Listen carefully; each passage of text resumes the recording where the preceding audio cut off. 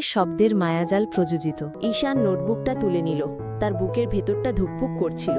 কৌতূহল তাকে টানছিল, কিন্তু মন বলছিল অন্যের ব্যক্তিগত জিনিসে হাত দেওয়া ঠিক নয়। নোটবুকটা হাতে নিয়ে সে দাঁড়িয়ে রইল।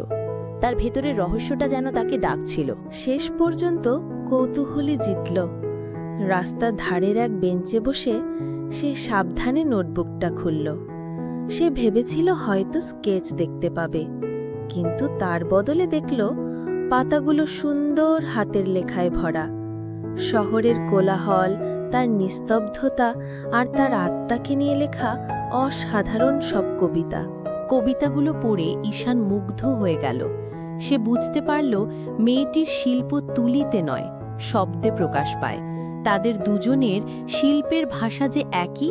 সে ঠিক করল নোটবুকটা সে ফিরিয়ে দেবে, কিন্তু একটু অন্যভাবে। ভিডিওটা ভালো লেগে থাকলে এখনই লাইক দিন।